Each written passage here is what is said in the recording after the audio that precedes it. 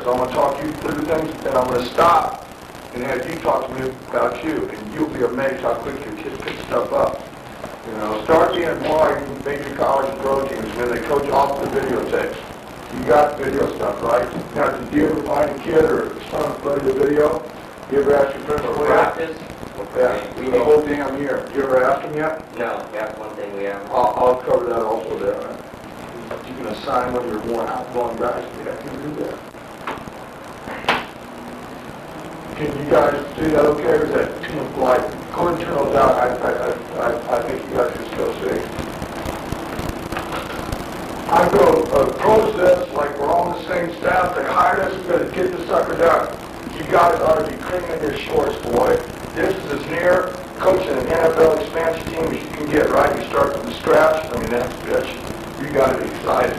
Man, I ought to give my RT to be able to do that. Teaching progression. If you haven't exposed this, try it. Board, tape, field. As often as you can, you bring, I'm not talking scheme here, man, I'm talking technique and drill time. You want to bring your players in on a whiteboard or blackboard and draw up what you're talking about. Then you want to show them a little cut up of that happening. Then you take them on the field and teach them. You'll be amazed you save time while your kids really understand how come. The kids are the same as the coaches. They don't learn the same way. I might draw something on the board, Dennis has it. But Abe doesn't have it. But suddenly I put on a little video of that happening. Now Abe's got it and Dennis has got it. Then we go on the field and you start to teach it and they really pick things up faster. If you can, it's important to go board, video, field. It's also important to video as much as you practice as you can. So in the off season, you cut all that stuff up so that every coach will have more video stuff. If you don't have a lot of video stuff, you can always go from the board to the field. That's just good teaching, all right? Second, coaching methods. I'm going to flat tell you, this is the only way to coach, or you can't coach a lick, I don't care who you are. We're big on positive reinforcement teaching. Always bring up the positive first. If all that kid can do is get in a stance, and then after that it's over, right? Brian, hey, it's a nice stance, man. Then get constructive. The players will always hear you. Encourage them until they're perfect. Like you're doing some technique drills, encourage them until it's perfect. Then a kid has a code, get him to demonstrate in front of everybody else. But don't ever praise them until it's perfect. If that's hard sometimes, you're going to have a really neat type of kid, you know, and he gets it 99% right, you start praising, right? You guys go out and go 9-0, and then I'll show you play your last game, you get your ass kicked, because the people playing you've learned it takes 100% to get the job done. Don't praise them until it's perfect. Always encourage them, but don't praise them until it's perfect. And when you do praise them right in front of their peer group. In your own personality. Be loud, be loud. Be quiet, be quiet. Be you, man, in coaching. Don't try to emulate other guys in terms of your personality. The best thing we've all got going for us is ourselves. I don't know, but I'm sure I'll find out in 2 days, but ideally for a head coach, and I don't know if you got this here yet or not, but it's something to work on. You want to have a great mix of personalities. You know, you don't want them all the same. Not in terms of football knowledge, just in terms of how they are.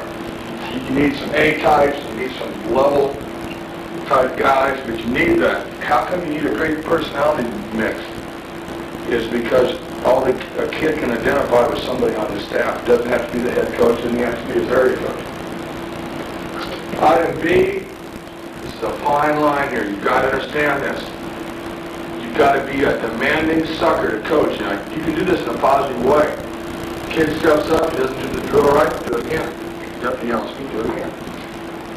If, as often as you can to save time in practice, what we try to do, we always have an HWN coach.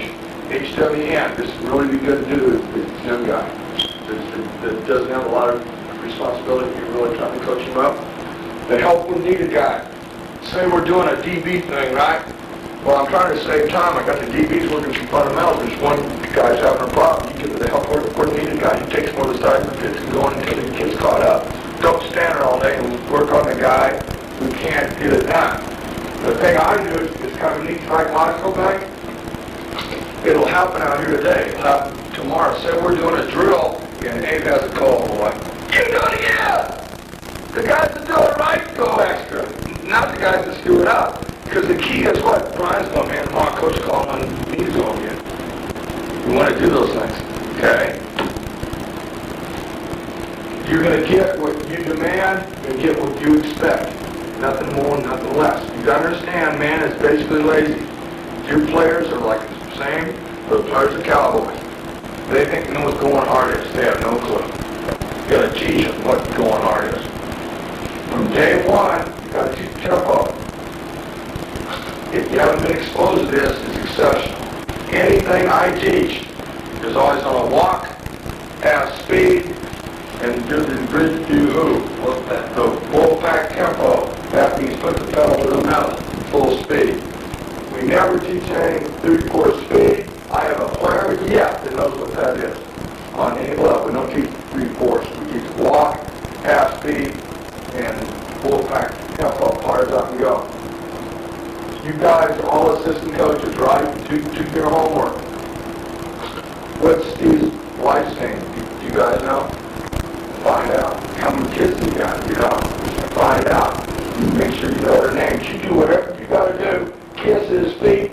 Get his wife some flowers and candy. You do something. You fight for individual time. Where the staff screw it up is this. As they go into the season, they do more and more stuff in 7-on-7 and team. You choreograph everything. Then you go out and you get your ass kicked. The great staffs in the country, the one period they don't cut down on is individual time. Just like if you push iron and stop a while hump. It's like starting over, isn't it? It's not the X's and the O's, it's the Louis and the Joes, man. Fundamentals win. Every level. The game is blocking, tackling, and flying around. We need to all work to be a great teacher. Work to be a great teacher. When you're on the field, a lot of guys are really good teachers, but they aren't that good if they bring the players into a meeting or show them some video stuff. You've got to really work at that. How can you learn that? Well, one, you're going to be exposed to talk through is called. Go ahead and write that down now. Talk through. I have found you're better off. Let's say you have a 2.5-hour practice. You're better off to have a 2-hour practice, have a half-hour talk through. You're better off doing that than having 2.5 hours on the field in the long haul. How can you get better at this? You guys want to go visit colleges? You know, it's nice to go in the spring, it's nice to go when they start in camp in August. Write this down. Here's when you go, boy, and they'll take care of you. At UCLA, SC, because you may have a player someday. The time to go is, I'll tell you when it is. You guys start practice how soon? August 1st. The first, when you guys play early or something? Well, you can't do it this year, but most major colleges, early August, they're bringing in all their incoming freshmen. Plus any transfers. They got 4 days to coach them up before here come the veterans, boy. You see some great teaching going on there. If you can ever go, go. That's the time to go. And when you go, they'll let you sit in on the meetings. You owe it to yourself if you ever go to USC. In the East, they're known as Southern Cal. Don't go in there and say that. They hate that. No, it's the University of Southern California. They hate that. Now, if you're pissed at them, go in and say, how things in Southern Cal? I don't care if you coach the D-line, today, tomorrow, ever. The guy you want to go in and sit in on his meetings, write it down. Rod Marinelli, M-A-R-I-N-E-L-L-I. He's an expert at getting the kids to think how he does, to talk like he does, and the guy's an exceptional teacher. There's no doubt SC, well, they fired the defensive line coach before the Cotton Bowl when they hired him. Well, in the NC2A, if you're hired right before a team goes to the bowl game, you're only allowed to coach for 5 days. He had the D-line for 5 days. They couldn't do shit all year, and they got talent. They go in the Cotton Bowl, and they were kicking butt and taking names, and they were flying, boy. They're now ranked #1 in the nation next year, and I believe it, and I tell you it's because of him. What a change. Don't you think as assistant coach that you can't have a dynamic impact on a program, because you can. Do the best job you can. And we've got to address something else, and I want you to write this down and think about it. You guys as assistant coaches, you've got to become a soldier before you ever become a general. You better understand that. There's a head coach. This ain't democracy here. And if you don't like that, you do something else, you get yourself a head job. And until then, you do what you're told, and you can argue and fight and stuff, but you guys are young and stuff. You know, I mean, you guys don't know football stuff blown up probably yet. He's coached a long time. He really works at making himself better, and so does Tony. You ought to learn from them. Go out and speak as much information as I can. Man, it's proven 5 years from now, you'll be the same coach you are today. Except for the people I talk to, the clinics I attend, the practices, and the teams I go see practice and visit. If not, you'll be the same coach 5 years as I am now. That is unacceptable. The game evolves all the time. Not just scheme, it's fundamental stuff. Like I just showed you these scissors. I just learned that. That's some good stuff. All right? Field coaching. Very big, man. This takes some guys years to do this. Some guys never get it. Field coaching. On the field. Coach on the move. This ain't like you're a pipe smoker. Don't be analytical and stand there. You got to coach guys every second. You got to coach on the move. You're flying around. You'll be in the best shape of your friggin' life. You'll be in better shape coaching than you were playing. I thought I knew how to coach on the move until 1983. I go and coach for Bob Cope Pacific. I'm not playing, I'm coaching. We start spring football at 190. When it ends, I'm 166. Lean, mean fight machine. I learned how to coach on the move. I was flying. Coaching on the move is not just flying around. What coaching on the move is, and you need to practice this, is your speech pattern. It's proven. You have to talk 250 words a minute or faster on the field to keep the player's attention at any age. Boys' eyes are right on you. You're right by them. That's the point. You talk them through as they're doing the drills. You don't stand there and explain it all day. You slow down in the meeting so they truly understand. But as soon as you step on the field, it's like, God, Coach had about 50 cups of coffee or something. He's wired. You've got to coach like that. That doesn't mean you got to yell and scream. You can be the quietest guy there is. You ever seen Bobby Field at DCLA? He's the DC. He's the most mild-mannered, quiet guy there is. But boy, when he's coaching kids, it's like his eyes are popping out of his head. You've got to have a sense of urgency, coach. And you've got to distribute that you got to show that in your eyes. We want everybody coaching the 3 E's in your own group every day. Effort, enthusiasm, and execution. And when you're building a football program, now is a perfect time to start on this. All right? Effort, enthusiasm, and execution. Let's do a hypothetical. Say Notre Dame comes out to play Cal State Northridge. You go, you gotta be kidding. No, I'm not. For a half, if the kids from Cal State Northridge are focused, they're very enthused, they got a lot of enthusiasm, they give great effort, they'll be able to stay with Notre Dame for a half. The key is your kids have to learn how about the second half. The players have to come out and get the same effort, have the same enthusiasm, but the bottom line is what? We got to execute. You want to keep things simple, man. The better offensive and defensive teams in America are so simple, you can't believe it. The key to great offense, you only run a few plays, you do it out of a zillion looks. 50% of the defense is just getting kids properly aligned. What you don't want, just come out in the same sets all the time where they just basically on defense put their ears back because they have no problem getting lined up to even start with. I would think about that hard. Defensively, it's the same. You want to keep it simple. Now, if you guys made a determination, you're going to be an attack front, a pressure front, a hitting read team, kind of a happy medium, or Probably attack read. good, because I'm going to show. I'm spending about 2 hours on it today with the D-line guys. It's the best stuff in the country. It's that Alabama hit on the read, play the feet on the move. But what I'll show you, how far you take it, you can penetrate as much as you want or not. But it's important to teach a simple type of defense. The things I'm going to show you are going to give you guys a legitimate chance. The guy's 170 pounds over a guy weighing 280. It's leverage. There's two kinds, write it down, we've talked about for 2 days. Two kinds of leverage, horizontal and vertical. You've got to teach both. What do all great coaches always emphasize teaching any technique? I want to tell you, they always talk eyes and feet first. And that's important to learn to do that. Eyes and feet first. Item 4 is really big. Steve Tucker did it to all 4 of you guys this morning already. When he told me about each of you, he came up behind you, you know what I mean? Just put his hand on him. I'm telling you, the sense of feel and touch is undercoached. Say a kid does something awesome, right? In a drill, you're talking to everybody else, go, hey man, that's a Wolfpack effort, put Brian here.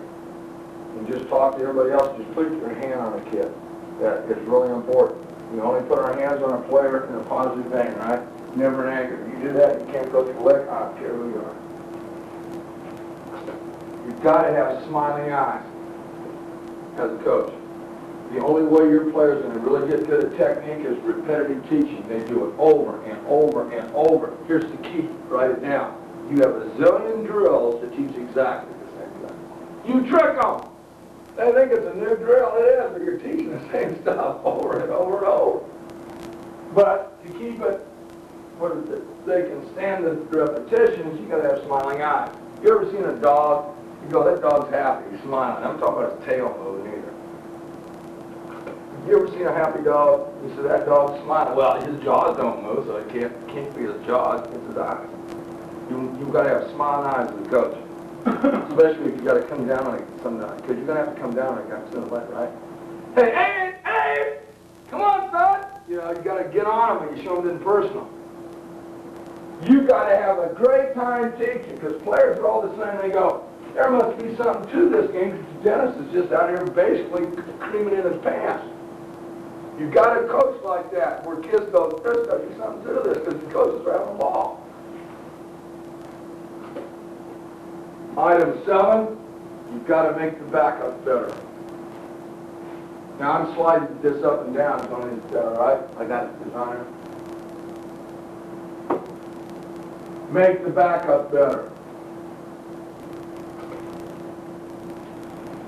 How you do that is opportunity period. This is very good. Every high school, college, and pro staff I shared this with, I've talked to Steve and Tony about this in the past. If you'll ever evolve to this, it's really good. What is opportunity period? It's an opportunity for us to get better as a football team, either in individual, in group, or in team. Say we go out in August, we have a practice. You guys run 2 days or 3? You go 8, you go 1 a day? For how long? About 3 hours. Okay, well, whatever it is, now you better have opportunity period. Opportunity period is scripted into practice. It's the last 10 to 12 minutes of practice. Say Abe has got the guys in the secondary and earlier in individual today, it's like all the kids are having like a problem on anything, like all of them. You don't solve today's problems tomorrow, you solve them today. Opportunity period, each individual position players go back to their own individual coach. Now you solve today's problems then, not the next day. You save time all year. Opportunity period. You can do all kinds of other neat things. You can change up one-time opportunity period. We're in 7-on-7. The second hole gets the second 8. Those guys are jacked, boy. The second groups are getting their ass coached up. You can go half one run. I'll explain this later. You can go inside run, outside run with the second. You can do all kinds of things, but it gets down to this. You've got to get the question mark players into the can-do category, all right? That's what coach is all about. Taking the marginal kid and bringing him along where he can be productive in the program. And these are things that I think we need to talk about first before we get into the actual techniques. You guys play the majority games on Friday night? Or all of them? King, coach.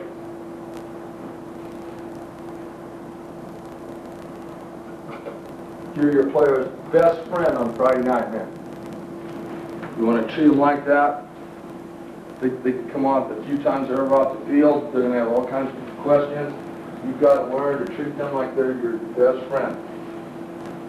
How do you have them come off the field? Do you have them come over on the bench and let them have a seat? If you do, you don't ever stand over a player and talk to him. If he's on a bench, you take a knee and talk to him. Eyeball to eyeball. You're the only teachers in America that are on the same plane as the student. Isn't that right? There's no desk, there's no podium between you and the student.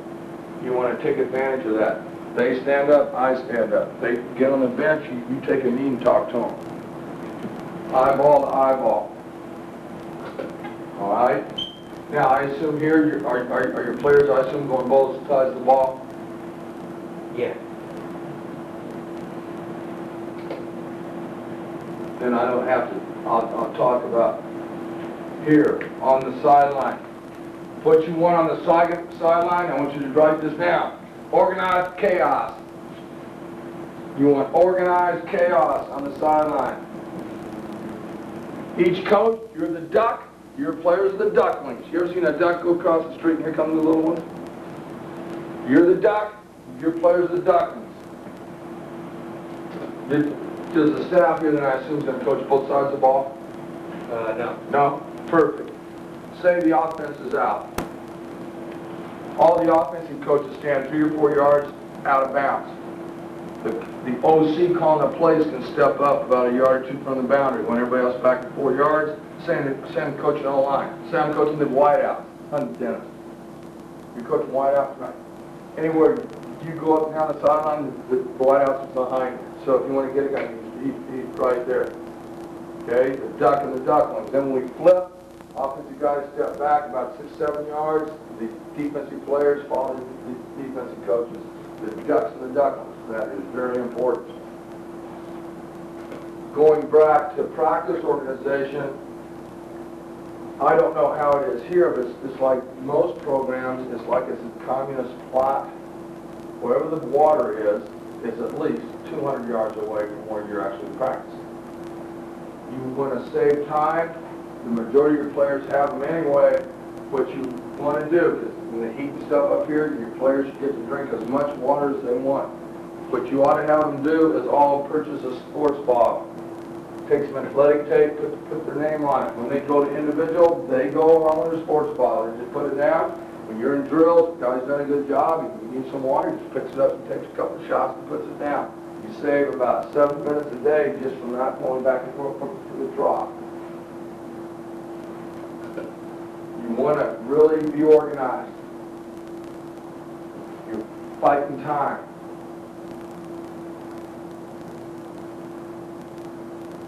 What you've got to practice, you don't just talk about it, you need to practice it, is sudden change.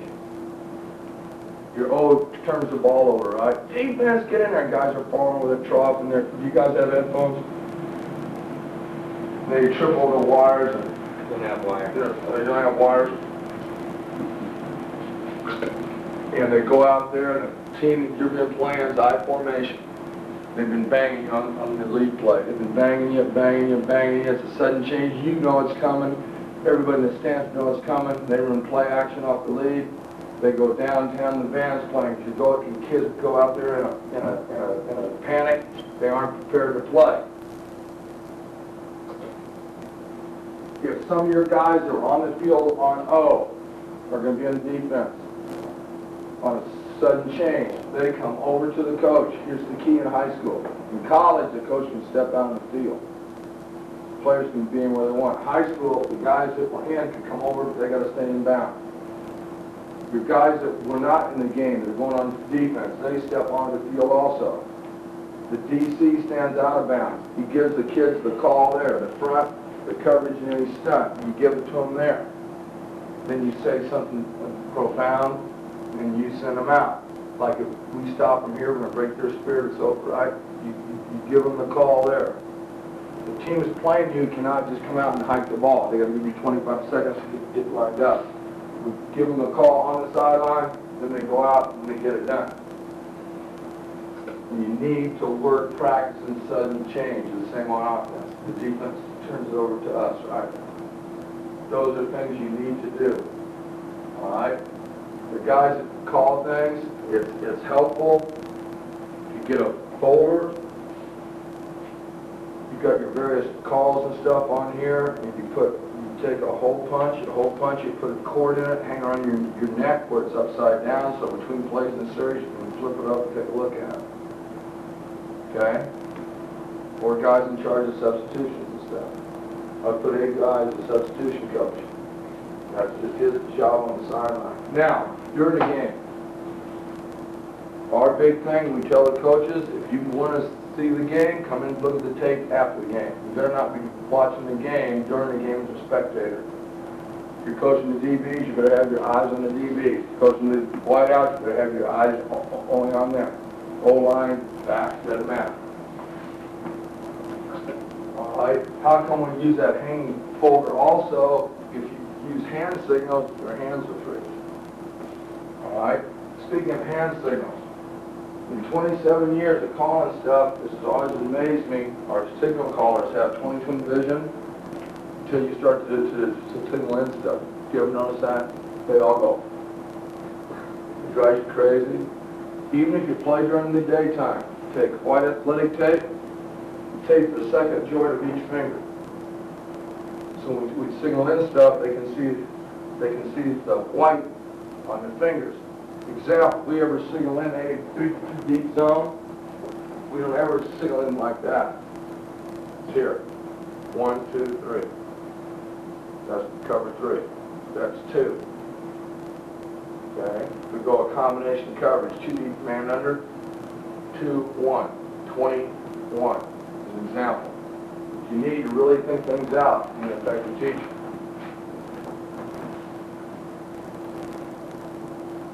More games in high school are won or lost because of game coaching. If you ever are in a position to call things on OD or special teams, you've got to determine as soon as I can, is the game plan there or it isn't there? You better have an alternate plan, and you better have a third plan. Here's a perfect example.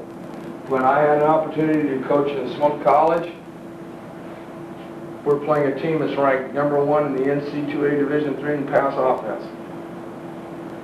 The quarterback was a little Mexican kid. He was a stud, but not real fast or anything, but he could really throw the ball.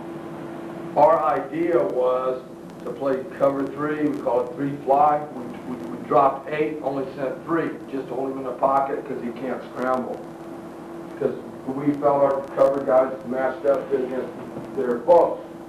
We're going to play a real basic zone. We're going to drop 8, only send 3. But all week we practiced our pressure package also, out of nickel and dime coverage. Early in the game we had a pin in their end, and we sent in the nickel and dime outfit, and we sent the troops. Well, you can be very successful sending secondary guys on stunts because they're smaller hips. They can get through holes. Anyway, we sent the troops after this kid, and we nailed him. To make a long story longer, by the time the game ended, we got him 12 times coming out of a pressure package. We hadn't even planned on that, but we practiced it. So you've got a plan for everything. But the sooner you can determine is it there or it isn't there, the better off you're going to be. As an assistant coach and support, because I'm trying to share this like you're under me or something, right? You see this on every level.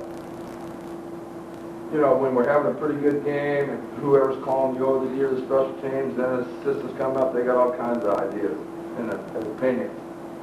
But boy, when a career making decisions on the line, nobody goes near the guy that calls the play, right? If that isn't your job, you don't do that. All right, the guys in charge are going to do that. As you build a program, I know Steve pretty good. I can tell you exactly what's going to happen here. And it's important. The guys that put in the time are going to have this say. The guys that don't, won't. It won't matter if you know more football than every guy in the set combined. The guys that put in the time are going to have some say. The guys that don't, won't. And it's important to understand that. Effective player meetings, I don't think it's asking too much, and the players come in and make them sit up straight in their chairs. I don't care about the coaches in here today, so don't panic, because I was with the staff and did this. God, the guy took his hat off in a second. I don't think it's asking you too much. If your players have a hat on, they come in and take their hat off. That's just common courtesy, right? Phillips, you guys remember him in the Oilers? He loved his cowboy hat. He never had it on at the dome, because it's inside. You knows that. When you bring the players into a meeting, you want to quiz them at every opportunity. Don't stand up and explain things all day. Start calling on kids. Make them stand up and explain in front of their peers. They'll come into meetings already. The only class in college I prepared for in 5 years was English Lit. Tuesday, Thursdays, 8 o'clock and 9 o'clock. I'll never forget it. Great teacher. You knew he was going to call on people every day, but you never knew who. Say he calls on Steve on Tuesday about part of the topic. Steve doesn't have the answer. So he goes on to somebody else. Guess who the first guy calls on it is on Thursday? It's Steve. And he would say things like, Steve, after miserable exhibitions on Tuesday, here's a chance to redeem yourself and play your peers. And you kind of do it in a teasing way, but you got to make your players accountable now. They're accountable. And if you'll do these kind of things, when you give them a stretch break, the players handle it. It's neat. They go, hey, Wayne, come on, man, you got to know this stuff. They kind of get on each other a bit. Are you guys going to have captains for a year every game, or every game until the last game? We'll probably have a combination. Good. However you do it, you need to bring those kids in and teach them how to be great leaders. They don't know. They think they know in high school by hollering and screaming at guys that that's how you lead. That's exactly wrong. You bring them in, you teach them how to lead. You're the first on the field, you're the last off. When you're not in the drill, you got your eyes on the coach, you're watching everybody else. That's how players learn to gravitate to you. What your kids have to learn here too, it's a family. Now your first year, you're going to have what, freshmen, sophomores? We'll have, this is our second season. Yeah. We'll have freshmen, sophomore, junior. The kids have to understand there are no freshmen, sophomores, and juniors. It's us.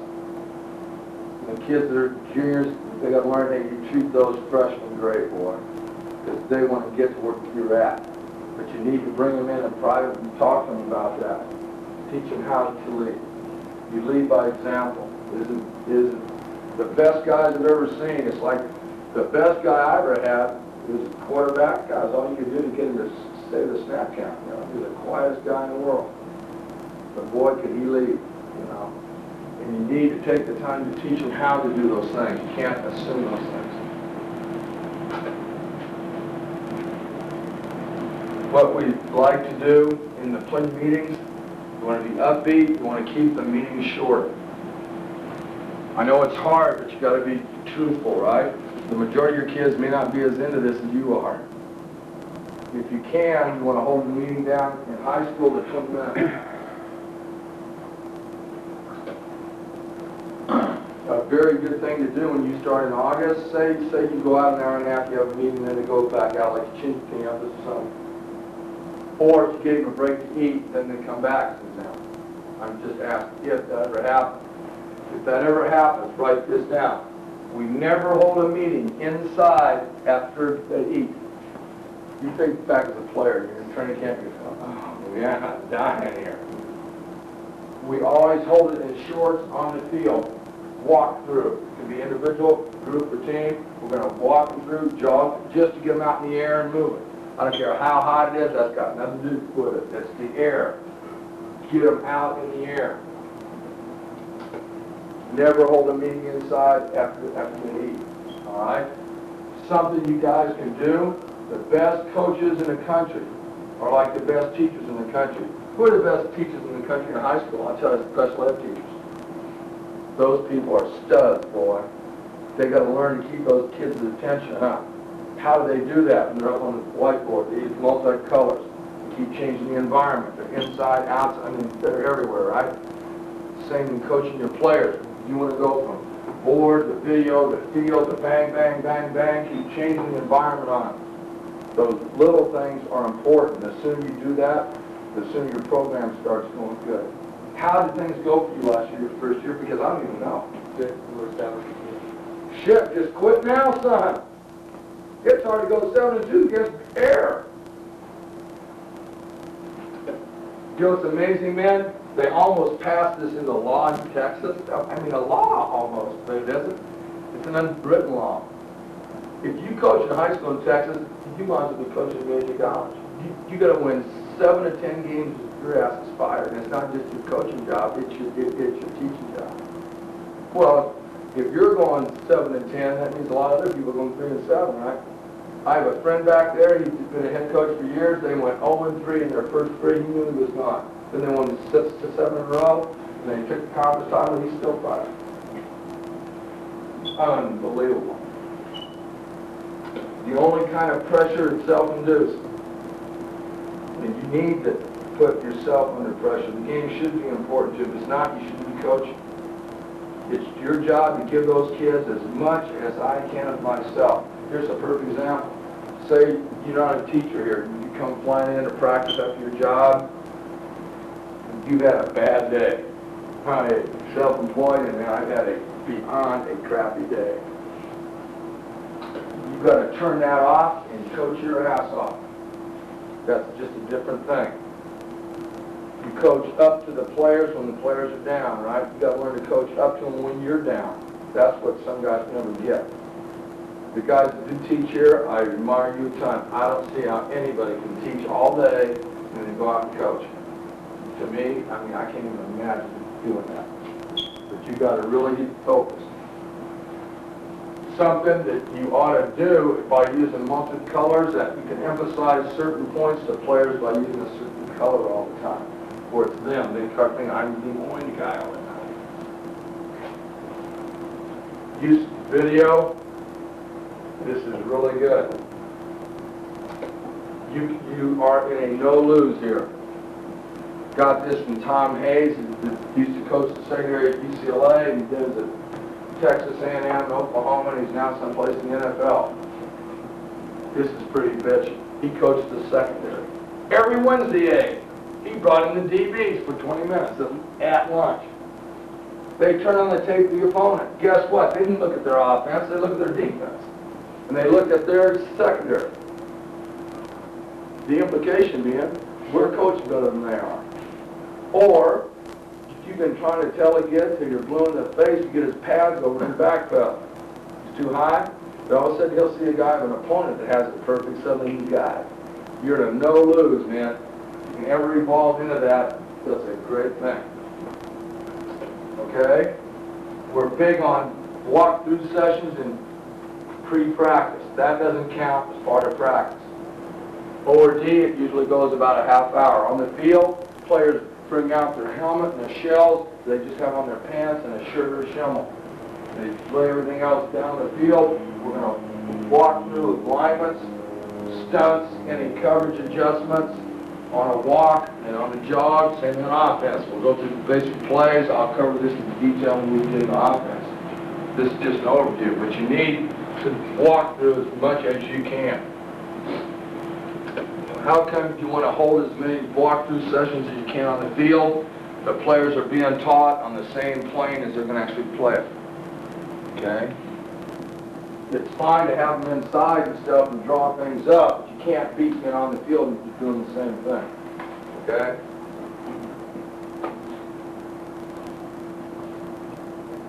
Keep the players focused. Keep the players focused. Who here coaches linebackers?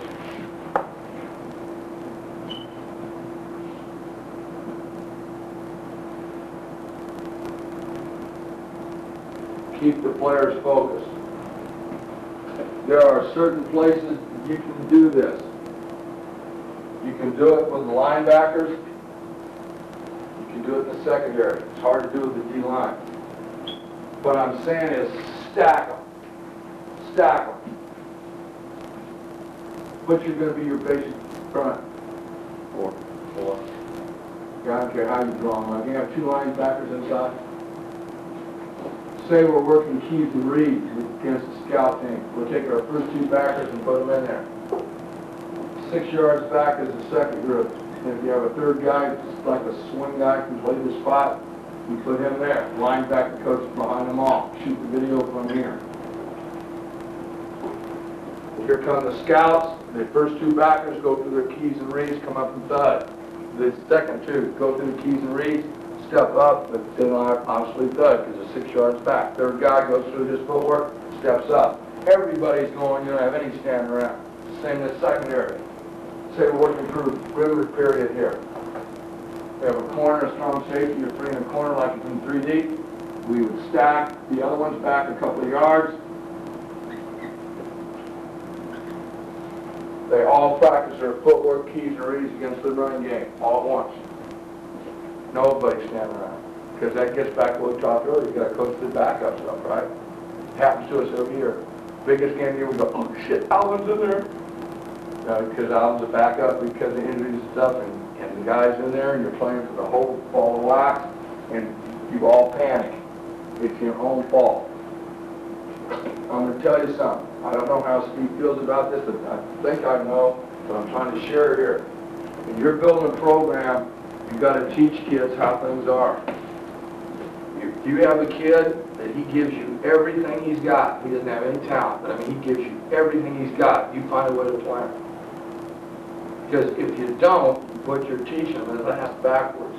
What you're going to teach him as an adult, giving all I got and doing the right thing ain't good enough. So you have to find ways to shortcut things out. Plus what that does, that gives any of your attitude guys to figure it out. Shit, if I don't get going, I ain't playing. The guys that are trying to play are playing. And you need to do that. Very easy to hide, guys. Dennis, you coaching the wideouts? That's great. Say the coach called a sweep to the right. It's very easy to get a kid at the other end, left hand. It's going to be pretty hard for him to screw it up over there. Right? He's not thinking about the lineman that plays over. He's playing. D-line, say the guy's really marginal, but he tries. You know, you can get him in and stun or something to hide him. That's just being organized. But you need to do that. We don't coach attitude guys. And I want you to write this down and practice this. I don't think there's any such thing as a bad kid. I think there's some unstructured ones. You don't have any idea how things are at home. You have no idea what's going through his mind. But say you got him up there in drills and he just isn't getting with it.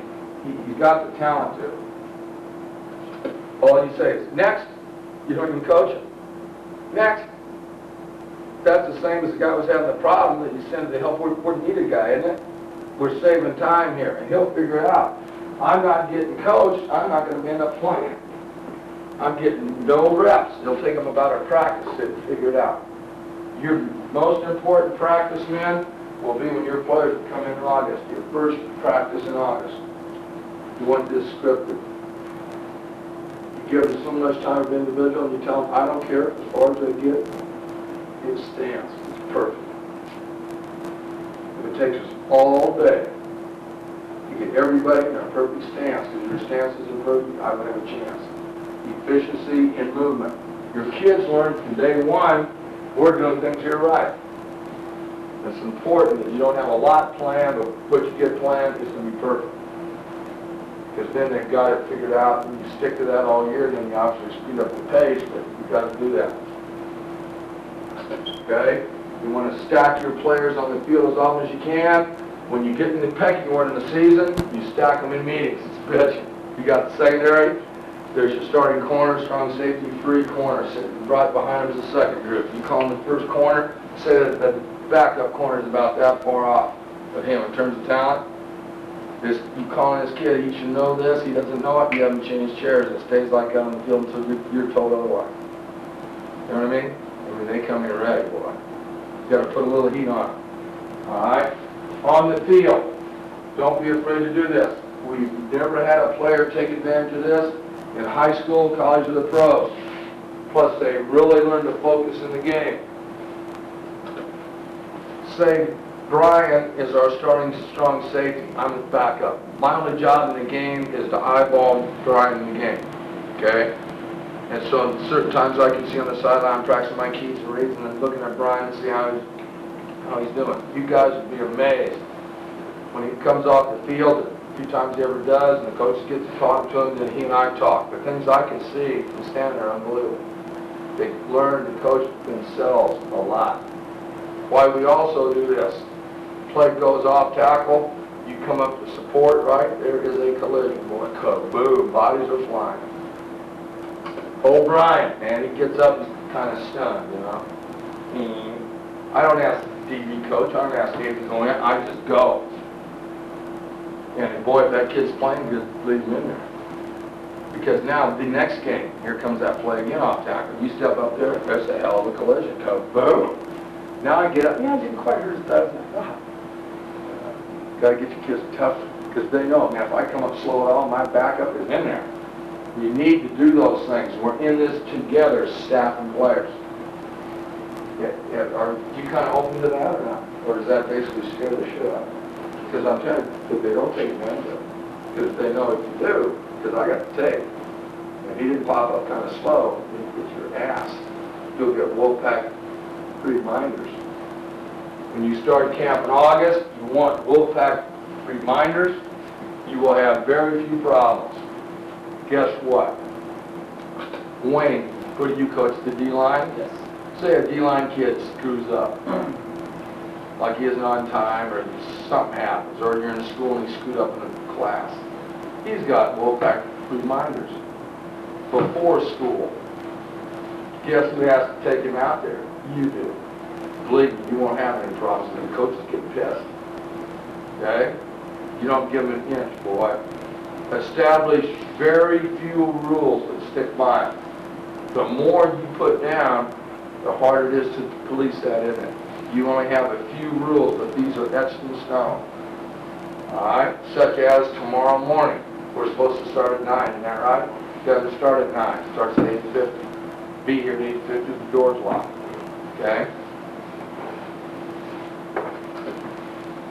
These are things that I think will help you a ton.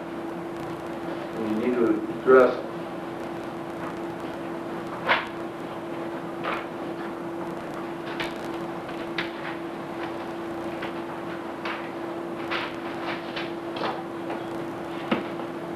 Now, there are certain things I think you have control over as a staff on defense.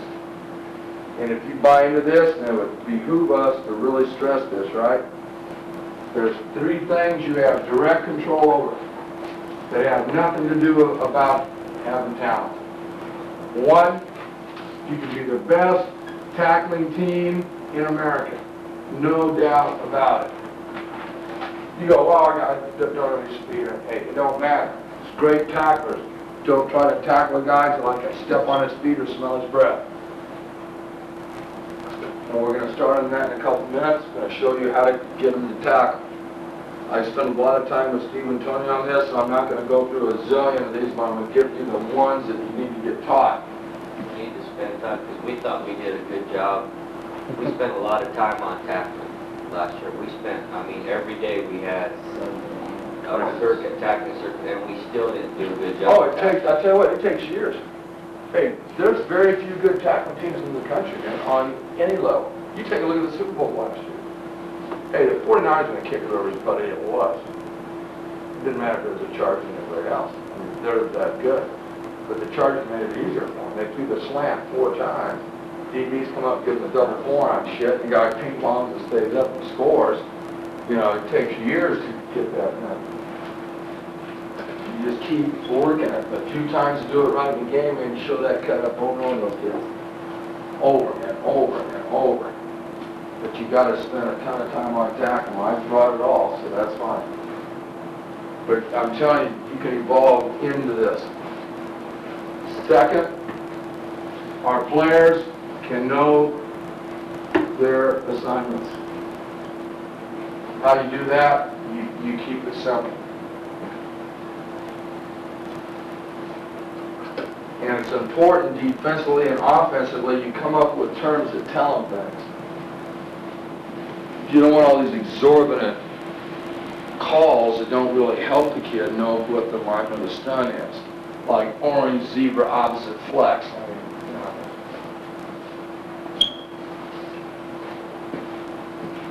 know. You call your tackles or ends,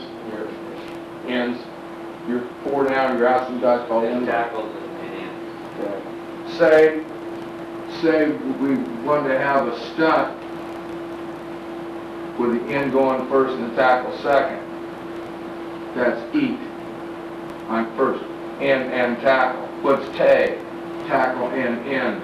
I'm going first, he's going second. So you need to come up with little key phrases that identify exactly what we're talking about on ORD special teams, all right? I think those things are sometimes overlooked. Don't worry about the terms if they become wordy. If it tells them exactly, use it. You go, well, I don't have enough time in the game to get all that signal. Yeah, you do. You got to get the calls in quick, right? Nothing worse than defense, right? You're getting rocked, and they keep some right down the huddle because they're really coachable on offense. They keep putting it on you. The calls are coming late. I'm hardly getting a call. I'm flying around trying to get lined up, and here they come again. That's your coordinator's job to get the calls in quick. Quick. You want to break the huddle where guys have time to think about it. All right? Teach your players, man, how to be from day one. They do this at Penn State. It's unbelievable. This is major college guys. They teach them how to stand after they break the huddle. The guys in D-line, we break the huddle, we want them down on the knee, so the backers and DBs are able to see, right? To get to where they have to get to. How does everybody else stand? Write this down. Men, act like you've been there 1,000,000 times. So I get the call in the huddle, the DB linebacker. We break out, it's that nonchalant, put one foot to the other forward, just put your shoulders over a bit, put your hands on your hips, stare at the offensive huddle. Act like you've been there 1,000,000 times. As soon as they break out of the huddle, I get to where I have to get.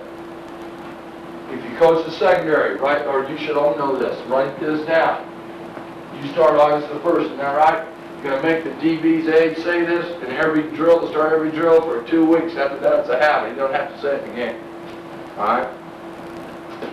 You have them come out, they play in the secondary.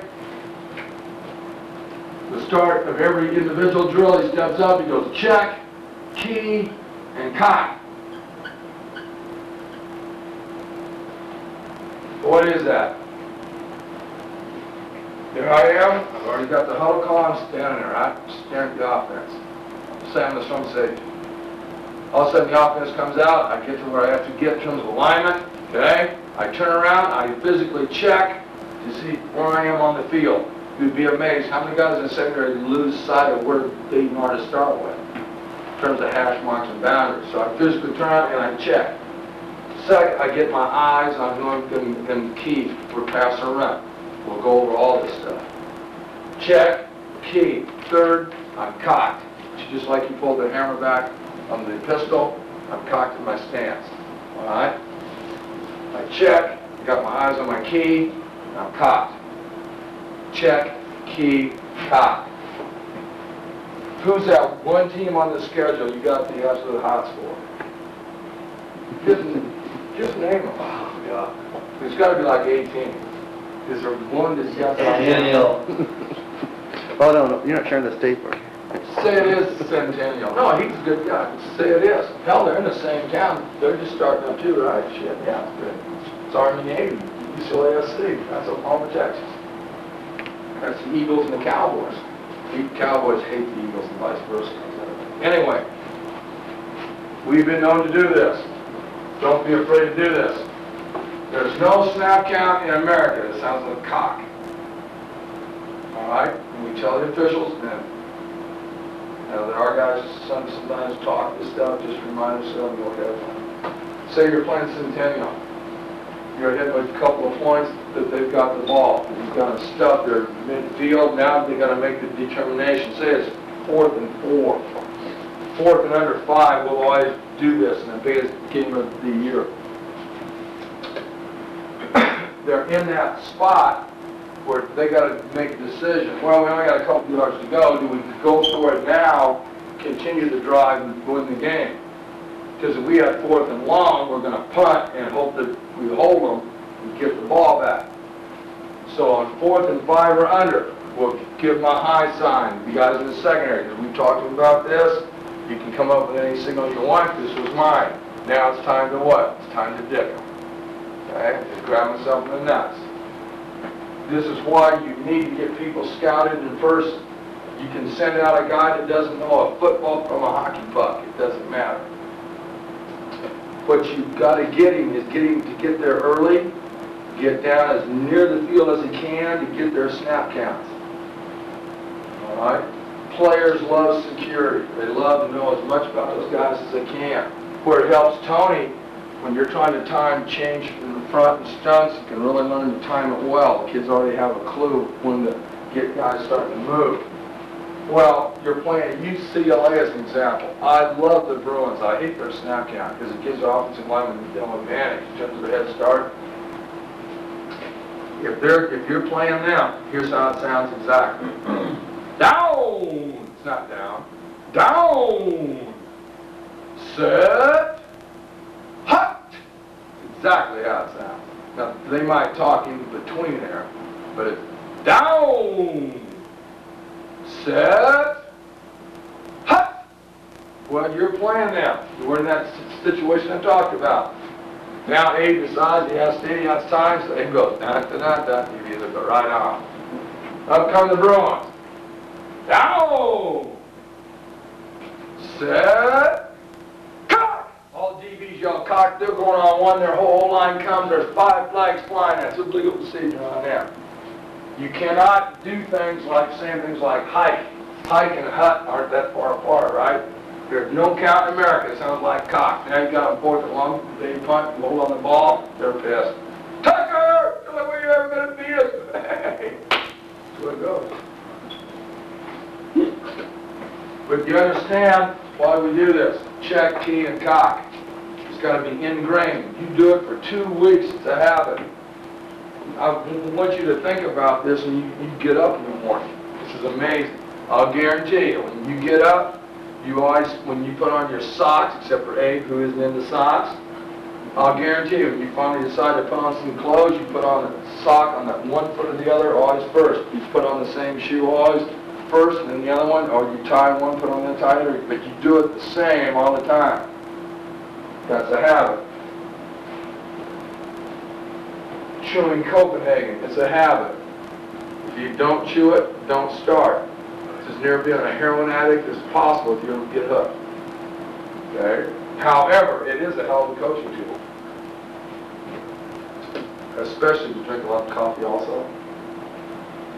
If the kid ever screws up, you don't have to yell and scream at him. You get such foul smelling breath, just bring him over and you just go, hey! He never forgets. It's ingrained in his freaking memory. If we can be the best tackling team in the country, our players can know their assignment was third. Our players can learn to give great effort. Giving great effort can make up for a lot of things.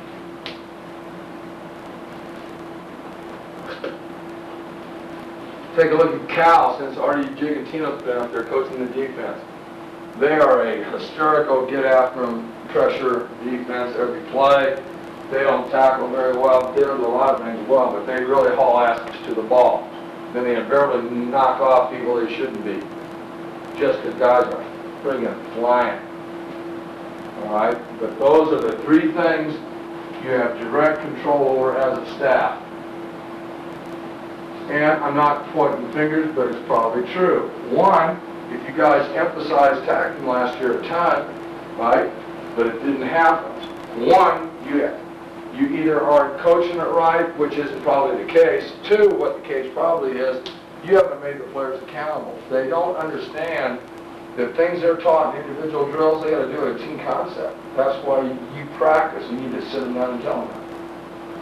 It might not be what you're teaching, it might be the approach to it. Because kids are kids. Kids don't go out and go, my only goal today in life is to piss off Wayne. Kids don't think like that. You think a guy goes out there and tries to screw up on purpose? No. Then if they do, how they act, sometimes you think they're being arrogant. No, that's just the way they are. They're embarrassed about it. If you have never coached kids in the inner city, you have no idea what I'm talking about, right? Kid screws up and think, hell, he's acting suave. He's upset. He just hides it differently. He just shows it differently. What kind of kids do you guys have here in terms of economics? You guys high income, average, low? You got all We kinds? have pretty complete spectrum. We have low, we have medium, and we have smart. Something else that'll help you, write this down. You can't coach them if you don't know them. And that's up to you guys to do that as much as it is Steve. You guys can start doing this starting August the 1st. How many total football players in this program? Don't know. We don't know right now. Well, We could be, take a shot. Doesn't matter. 125. Okay. You talk to 2 guys a day. If it was just a coach, it'd take a couple months, right? That's fine. A couple months for 5 minutes a day is going to help this program down in the long haul. Each area coach, after practice, you pick out 2 players, right? After they've showered up and stuff, bring them in, each individually 5 minutes. You talk to them about everything except what? Football. You know, how things at home, and, you know, just kind of get to know them a little bit. Boy, you'll learn a lot about a guy in 5 minutes. How you can also learn, they do this to the Washington Huskies. Here's a great way to make players accountable. They also do this at UCLA. You guys want to come up with a form. The form actually turns into a contract commitment. It doesn't say that on it, but it is. Say old Brian's coming in to play for us. We have a sheet. Ask Brian what his academic goals are, what his team goals are, individual goals and plan. At the bottom, important, most respected adult male figure. They write all that down. So old Brian says, yeah, I want to have a B average in school because, you know, someday I want to go to college. And all of a sudden in the fall, he's screwing around in history class. He has a C. You bring him in. Hey, Brian, you pull out a sheet. Hey, Brian, you're the one that put on here, I want to get a B average here. You got to get it going. You got to make him account. It isn't a bad thing. What the Huskies also do, they have this same kind of sheet for the coaching staff. If you haven't done this, this is really bitching. Steve's got that kind of personality that he can do this well. After the season, you're going to evaluate the staff, right? You bring them in individually, you've gone over things, always bring up the positive first, and then the things they got to get better at. Then you take a piece of paper, because you got them each individually. Each coach is going to rate the coaching staff in order, in his opinion, excluding you, and excluding himself. You'll really learn a ton about what guys are thinking and stuff. If you ever become a head coach, for Steve here, it might be Tony, I don't know. If you're ever a head coach, the first guy you hire is what? He's your sounding board. He's the guy that'll tell you straight up, Steve, you're screwed up. You might think this is a hell of an idea after the players think this sucks. But you need a guy that'll tell you straight. And you need a coach, you know, you can talk to him in private. And it stays there between the two of you, right? You need a sounding board. If you're an assistant coach and you ever become the sounding board, there's no better accolade than that, in my opinion, because you obviously are very highly thought of, regardless if you know a football from a hockey puck, okay? But you need a sounding board, all right? Before we go on to tackling, the other thing I would like to address, I told you guys earlier, right, you got to be a soldier before you ever become a general. Classic. My first job in college, I'm dead. So I come bombing in, I got my contract, now I'm ready to go. Head coach calls in me and another kid. Here's my first job. He said, Bob and Bill, this guy named Bob Shook and myself, he goes, Bob, Bill, you know, we're starting to practice tomorrow homecoming. I go, yeah, coach, yeah. He goes, hey, you know what, I don't have any orange cones. And they're doing a bunch of construction down at the bottom of the hill, about a half a mile away. About 2 in the morning, I want one guy to drive, one guy to hang out the car, just start banging them orange cones and get those things up to the field house. That was my first job in the system. I didn't think twice, what, just go. You go. Abe would appreciate this, he's self-employed. What you got to learn as an assistant is you got to take on menial tasks and do it. That's all part of coaching. If Steve's going to be an effective coach, if Steve is going to live to see his kids someday as an adult, he's going to have to delegate authority. But the key is you give them the responsibility also. And you're going to have guys and you sign certain things. Hell, I might be in charge of making sure the game balls are broken in and stuffed and possibly blown up. I might be in charge of the tees. I might have the first aid kit, whatever it is. You do it. You just do it. That's all part of coaching. The fewest hours you're going to spend, man, is that great time when you practice field. You know, when you get to actually teach, if you're really a hell of a staff, you're going to be doing so many things. If you broke it down in terms of time, your fewest hours spent are on the practice field. You're doing so many other things. If any of you are thinking about being a head coach, fine. I think that's super, but boy, you better have it well thought out. Being a head coach is not for everybody. Take a look at Ernie Zenpezi in the NFL. The guy's tremendous. He doesn't want to be a head coach, nor will he. He doesn't want to put up all the bullshit, aggravation. If you want to be a head coach someday, as a high school varsity coach in college, you better understand, boy, you're going to be doing a million, trillion, problem-solving things. That's what coaching is problem solve. It takes a special kind of guy to be a head coach. There's a new head coach at Merida Mesa High School in San Diego. He always thought he wanted to be a head coach. He's been a JV head coach for 15 years. He is overwhelmed. And he is lost. Like, they have a thing where the players and parents, come in, they have a meeting, and explain the summer program and all that. We're going to have it on a Thursday. At that time, the kids had to bring their money in. To play down there is $95 a player. Well, they're going to have this player-parent meeting on Thursday night. They don't even send the letter out until Tuesday. I mean, he's just so far behind the 8 ball, he's overwhelmed. He's overwhelmed.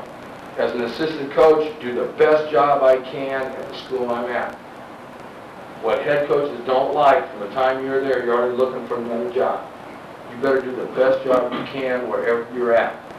Because if you ever want to advance, enough people are going to find out about you.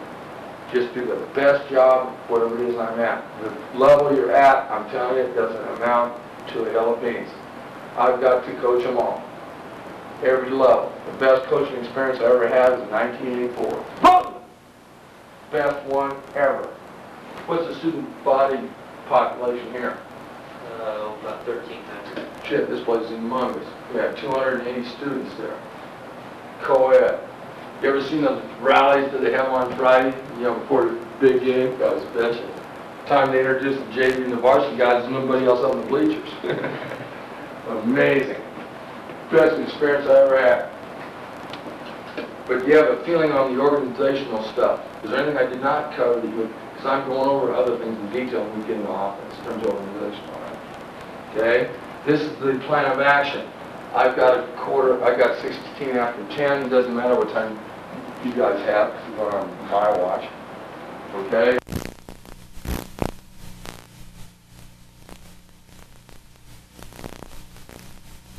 Get started so we can cover as much as we can.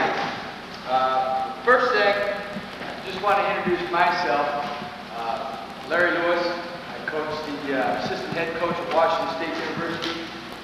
Specifically, I coach the defensive line and coordinate the special teams. So a lot of things that I talk about will really refer to specifically the beginning part of the special teams area. So a lot of things that we deal with in this section are going to be geared towards first special teams, but also then if you can use it through a full defense. The thing that I want to tell you is how excited as a staff we are at Washington State from where we've gone 9 years ago when we took the job to the Rose Bowl this year. There's some unique things that we do at Washington State because we're not always going to get the best top 10 kids. We're going to go out and we're going to beat the bushes, and we're going to find kids with heart, character, kids that are winners, that want to travel from wherever they live across the country to Pullman, Washington. Because it's not an easy journey to get into Pullman. And that's why it's so important for us as a staff to be able to come to a clinic like this and visit with the amount of coaches that we can, for one, to spread what we do. For you to get to know us as coaches and to maybe believe in what Washington State's about and some of the things that we're teaching. So we're really excited, first of all, to be here in San Diego and to be here for this clinic. And myself and John McNeil, our offensive coordinator, will be here. So if you ever have any questions outside the clinic, don't hesitate to grab us, because we love to talk football and we'll share anything that we've got here with you. Okay? All right, let's get back to the topic today. You know, when you read this, how do the Cougars teach real tackling progressions to defensive personnel from source to pass? As I read that, you know, I'd like to get a little feedback from you guys. What exactly, as you look at this, why did you come into this room? Anybody? Shorts. We're going to teach that left and tackle in our shorts. Okay. Anybody else? Quiet crowd today. Because I think that's critical in what we're trying to accomplish in Washington State is more and more the Pac-10 and the NC2A are really limiting what we can do in shoulder pads. And what we're trying to do is we're trying to get our team to move better, to tackle better, to do a lot of things better than we do without pads on. And the progression that I put together, and let me give you a little history on it. Really, it started here with Bill Williams. I don't mean this to be a commercial for anything else that's going on, but 2 years ago, I came to a clinic on special teams. How are we going to get better at Washington State in the special teams area? And so I came to Bill Williams' clinic, and the first thing, the most important thing we talked about was tackling. Was a progression to get our kids to tackle. Because everything that you do from the standpoint of being a good tackler will carry on to being a good football player on the defensive side of the ball and the offensive side. There's a lot of carryover in what I'm going to talk to you about today in tackling. It's going to carry over to a lot of different things that your team will do, whether it's a defensive lineman, a DB, a receiver. A lot of the techniques I'm going to teach you today are going to carry over to other positions. And so as we got into it, we saw something that all of a sudden we're looking at, we're going, hey, we can take this. There's some drills here that we can do in spring football without pads, in spring conditioning, which doesn't allow you to have a ball, pad, anything out there. But there's some things that we can teach that's going to help our team get better body movement-wise, so they become better tacklers, so they become better releasers off the line, better, if I'm a defensive lineman, the same uppercut that you use in a tackle is also the same uppercut I'll use in a grip technique in pass rush. So there's going to be a lot of carryover as we work through this. So let's get started on exactly what the progression is. And the best way, and I learned this from Bill, the best way to get better at this is really to experience it yourself. So try to get as many of you up into the area as we can to experience different techniques that we're going to use as we can. All right? Then I've got a video to show you how we're teaching our team. All right? Individually, group, and then as a whole team, we're teaching them all the same techniques. Okay, so I'd like for as many of you that can come up and experience this, because I really think it's the best way to be a good teacher is to do it yourself. Okay? The first thing that we work when we talk about tackle progression. All right, the first thing that we work, and this fits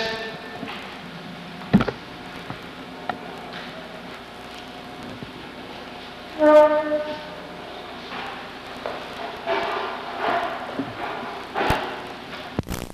this to the whole team, and that's what we do. And the first phase that we're concerned about is our stance when we tackle. Okay? Give me about 3 guys up right now. Anybody that wants to work on their stance as a tackle. So I'll teach you through the technique, and we'll work the technique. Got one? Give me another one. Great. All right, just face me. Just kind of get the line facing me. All right, first thing we're going to teach is the stance. And what we want is we want to stagger stance. Okay, we always start with the left foot forward, only because most people are right foot or right hand, and they always have a tendency to go right forward. So we're going to start left forward to get you in the habit of doing things the hard way first and then working back to the right side. So in our stance, what we're talking about is always staying square to the ball. I want my toe square, my hip square, my shoulder square. Okay? I'm going to have a slight stagger on my feet underneath my armpits. Okay? When I say slight stagger, I'm talking about heel to toe, whatever's comfortable for you. Okay? As I'm looking up front, I'm staying too wide. You want to narrow your feet. There you go. And go a little more heel to toe, a little more stagger, left foot forward. Good, right there. Toes forward. All right. Now, the next thing we talk about now is we talk about our hands. What position do I want my hands in? Okay? We want our hands in holster position. What do I mean by holster position? We've all seen the Western movies, right? And we're ready to quick draw. I'm ready to draw a gun. That's where we want our hands. The fingers should be loose. I don't want to be tight going. My elbows out. I don't want them right there loose. All right? From here, I have a chance now to come up into my opponent. If I get him back here, I'm forcing myself now to cock all the time. All right? I don't want to do that. I want holster, elbows in, fingers loose. Okay? So that's when we talk about holster, that's what we're talking about. Now, you're going to find in tactical progression, we talk a lot in terms of trigger words. All right? Because when your team's moving through it, hands holster, holster your hands. There's holster, holster your hands. There you go. All right, keep it right there now. I want to try to look through my eyebrows. Right? Another trigger word, look through my eyebrows. Elbows in, squeeze your elbows. There you go. Holster more. Guns. There you go. Fall. Then I just raise it up, raise it down. Up, holster. Good, right there. All right, you can see that. You can see where the one word trigger, all I have to do is tell them holster. Boom. Hands come right back to it right away. Okay? So that's the first thing we talk about is stance. Okay? Sink my hips. Alright? Sink my hips. Ball at eye level. Hands holster. Look through my eyebrow. Chest up. Okay? There's the stance that we're looking for. That's a good stance in our tackle progression. That's the first thing we look for. Alright, any questions on the stance as we're going through it? Okay? And you're going to see on the video, we'll do it. First I'll explain it. See it on the board, and then part of our progression. We stretch, we do one phase of and loose, there you go. I don't want to have already gone, but you got to be ready to get it, right? Go! Boom! That's it. Alright, now really roll over that front foot again. Roll. Okay? Alright, right hand, or right foot steady. Set. Go! Good, that's it right there. Good, good. Now, coaching point here. You'll see that Kent is doing a great job here. Is really shooting the hips, but not rolling over the front foot. I want to take my shoulders over my knee. All right, I want you guys all turn this way now where everybody can see it. Oh, no. Where you can't see me. All right, now think about this. Left foot stagger again. Hands are holstered. All right, go. I want you to roll over the front foot. Keep your shoulders over my knee. Boom. That's all I got to do, all right? Don't shoot my hips. It's just roll. So it's basically a knee and an ankle reaction. That's it. Knee and ankle. Set it. Go. Good. That's it. Set it. Go. Good. That's it. Right foot stagger. Set it. And holster. Figure. Go. Boom. That's it. Ah, roll one step, right? Roll. Set it. Go! Boom! That's it, right there. Good. Alright. So, what we'll do is we'll set and we'll take our whole team. That's what I've got on video here. I'm going to take you through exactly what we just did. And this is how we're teaching with the team.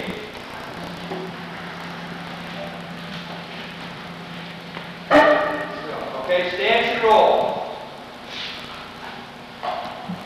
Alright, we're in spring ball right here. Alright, we just got finished with our stretch technique.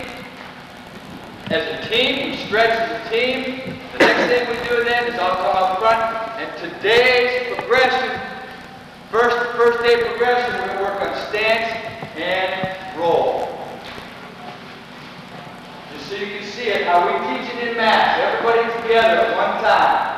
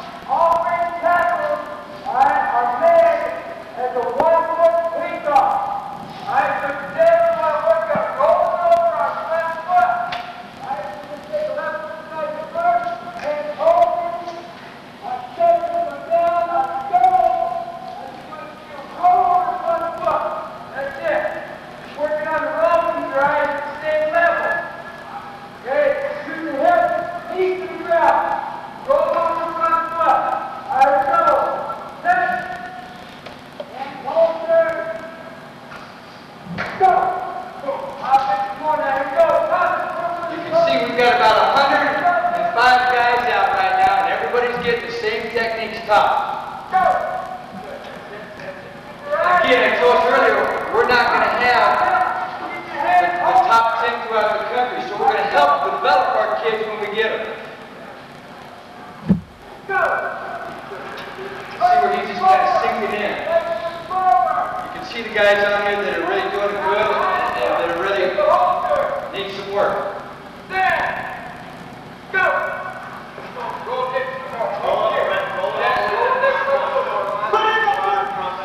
Notice our coaches are walking through coaching the kids with the same techniques.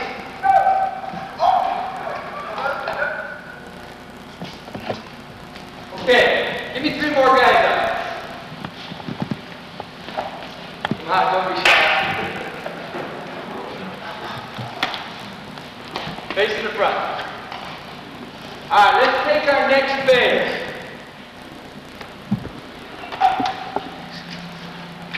Alright, the next phase to a good tackle now is I got to I want to pop my hips and my chest. Alright, I'm going to pop my hips and my chest, and I'm going to kick through first step. Alright, here's the drill. Set, I've got a left foot stagger again, set, and my hands open, everything's the same. Eyes are all level, look through my eyebrows, everything's the same. Again, it's a progression. Alright, go, I roll over the front foot, and I'm going to pop my hips and my chest. I don't do anything with my arms, pop my hips and my chest, bring my back knee to my chin. Alright, again, remember, it's a 1-foot takeoff. Set, go, boom, right there. That's all we're looking to have happen. Chest up, hips through, eyes should start to come to the top. Alright, ready, set. Boom! Up and through. That's it. That's the drill right there. Okay? Alright. Set. Hands holstered. Elbows in. Go! Boom. That's it. Good. Good. Now, the coaching point here is we don't want to do what? We don't want to lunge to the ball here, do we? If I lunge, boom. Cut back. But if I've got a 1-foot takeoff, I'm up and through, I have a chance to get down and recover. Okay? So I don't want to be out. You'll see some of our kids on the video stride down. I don't want to stride down. Because you'll see later on what happens is a kid will shimmy, they're going to make a tackle, and then what? How many of your kids overstride on a tackle? Well, that's what we're working on here, is keeping them from, as I shimmy into a player, he cuts, I'm not going to try to step on him, but I'm going to get my foot down, I'm going to roll through him now. That's the technique we're working right here. So you can see, as we progress, how it's really going to fit in a good tackle. Okay? Alright, again, we go. This is the right foot stagger. Set. Hands holstered. Hands holstered. You're going to do a lot longer than mine. There you go. Eyes up, hold that. Go. Boom. That's it. Good. Now, I don't want to take a step. I just want to roll with the front foot. Roll. Boom. That's all we're working. Set it. Go. Good. That's it. All right. Take a look at the video. Get through this pretty quick.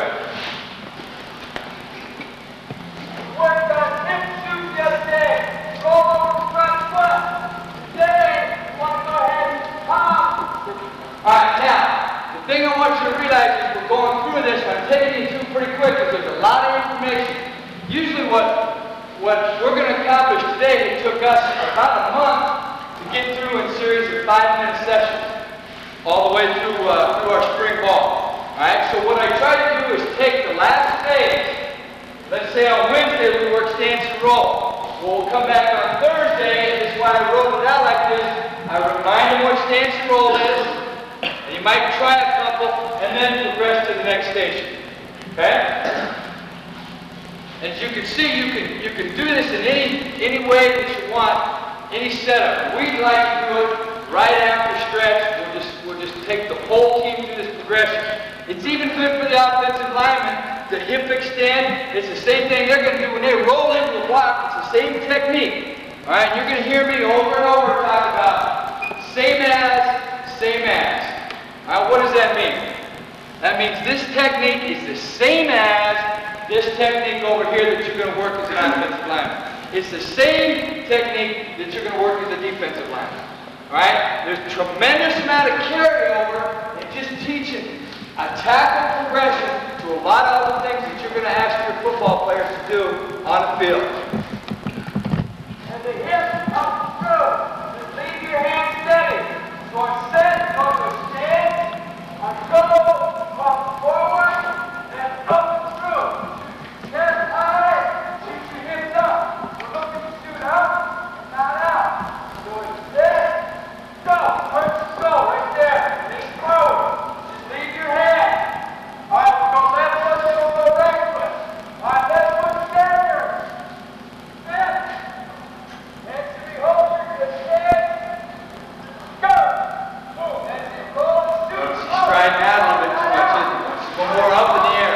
Can everybody see this right there? Now, the key words are palms, your chest, and your hips. All right, go. Left foot forward. Set. Go! Again, not too much, not up enough. That's why I like to show you the video so you can just kind of see the coaching point. Now some of them are starting to bring your arm, we haven't got to that phase yet. A little bit too big a stagger here. Not bad, elbows are out, good stance. Go! Ooh, that's good. Chest and hips, let's go! A little more chest and hips and eyes up. These are running backs in this line. Go! And receivers. Not enough up and through. Good. Go! Alright. So you can see that we're teaching these, we're not just teaching these just to guys that can tackle already, teaching them to everybody. Trying to get the whole team better at all these skills. Alright, next phase. Alright, so give me a couple more guys up there. A couple guys that want to really learn this technique. Because if you're going to teach it, again, I really believe the best way is to know how to do it. And the only reason I say that is because I went through the bill here 2 years ago and then had to teach it to our staff the next week after that. And because of that, you know, when I first got here, and I'll admit, I came in and I had my sweats on, and it was right after the season was over, and I didn't feel like getting down and doing all this crap. I didn't feel like getting sweaty. I didn't feel like getting down on my knees. But you know what? I became a better teacher because I knew how to do the technique. Okay? So just keep that in mind. I'm not going to force anybody to come up here, or maybe I should. But if you can experience it, you'll be far better off. All right, stance, roll, pop. All right, now, you want to add your hand, which is what we call uppercut. Okay? So now we've got a stance, holster, pop my chest and my hips, uppercut, which is my arm. Again, trying to work trigger words. Because when you're moving through this with a group, you just want to be able to tell them one thing. Boom. Holster. I know what holster is. Stance, stagger. Okay? So they can pop to it right away. It means something to them. All right. So we'll go back to stance. Again, stagger forward, left foot stagger. Again, hands are holstered. Looking through my eyebrows, eyes are all level. Hands holstered. All right, I'm going to roll over the front foot. I'm going to now bring my back leg through and up, just like we did. Now I'm going to add my hands. Uppercut. All right? This is uppercut. My elbows are in. I'm clamping my opponent. My pinkies are together. My elbows should be above my eyes as I'm looking up and through. Okay?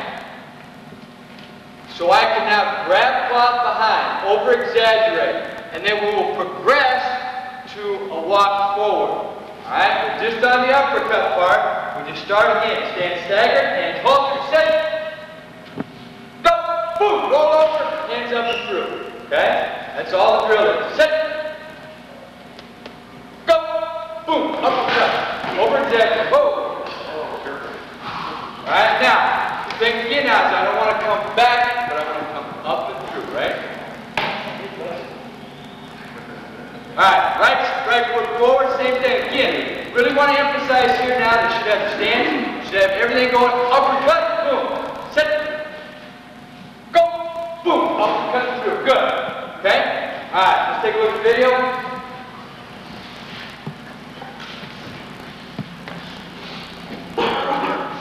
And again, this all did not happen one day. Each section here is a different day. Alright, it's a progression that we've taught, day in.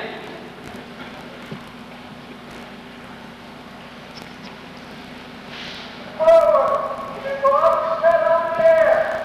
And I want you to say uppercut, and elbows together, my pinkies together. Look at the sky. Okay.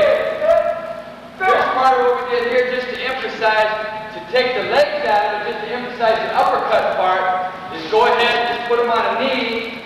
And what I did on this was just broke it down a little bit more. So we get them on the knee and just concentrate first on the uppercut phase. Up and through. Hip pop, and hands. Okay? Up and through, look through your hands. Then we'll go left foot. All right, go. Left foot down. Again, take a look at our coach is walking through, helping out each time. Alright, I'd like to see a little bit more violent uppercut.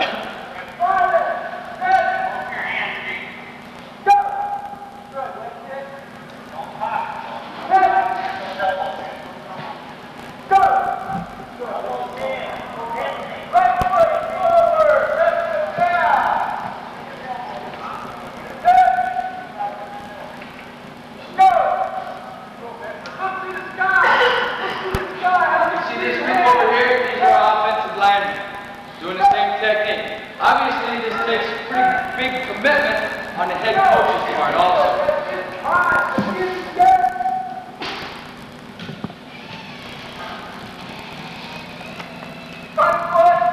Alright, here's the progression we just talked about. Uppercut. Alright, get it. Left foot forward. Keep your stance. On stance, go down. Go. Let's see the uppercut. Up the stance. Go.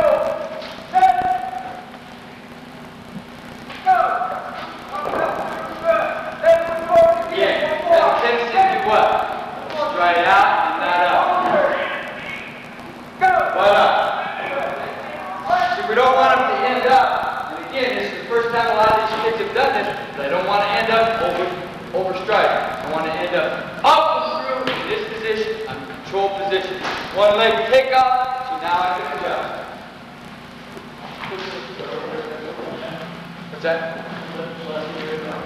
The last one?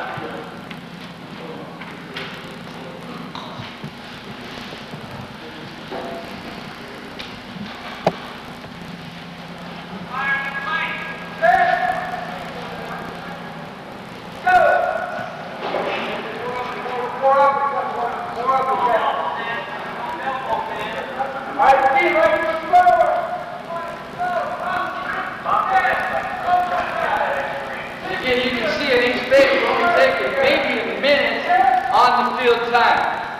Go! Good. Okay, the next progression of that then, and just let me explain why, is to get him to walk forward.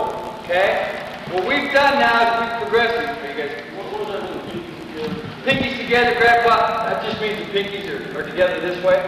That they're not here, but they're here. So now I'm able to grab Plop on the back. Here in this position. Yeah, back to the jersey. Just so, it's just an emphasis so their elbows clamp. Some people say, pop your elbows. If you pop your elbows, your pinkies are automatically together. They're facing each other this way. If I don't, then my hands are out in here. I don't want to grab, but I want to uppercut through.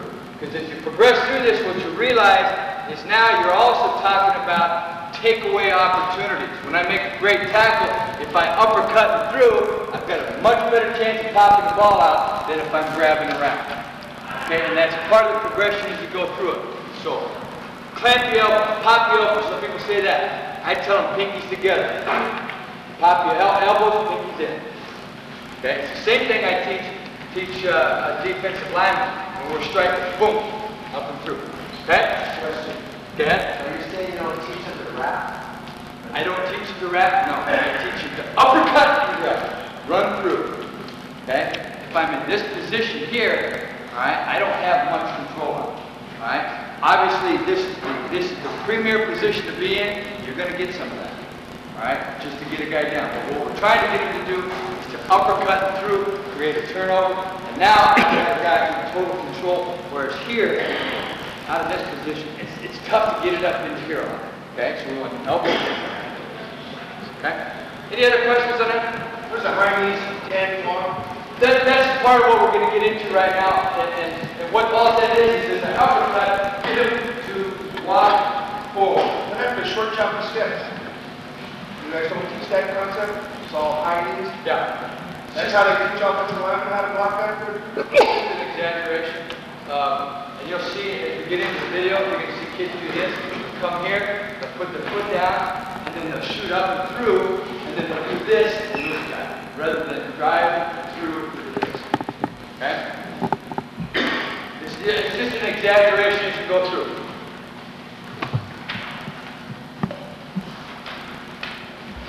Alright. The next phase that we get into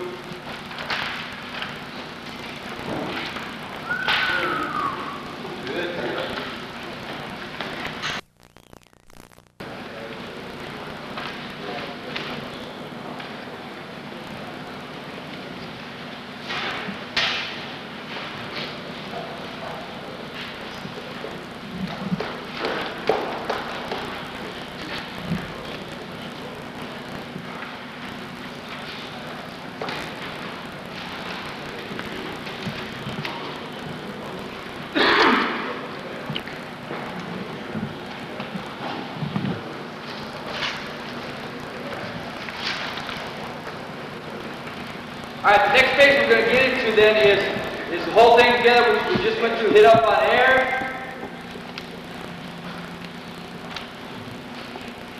And then walk with it. Yeah! Just walk forward, to the right, to the left. Alright, go right to forward. Set. Go! Again, too much out, not enough up. Okay, over extended. Go! Uppercut walk. Good. Up and forward. Put it all together. And go.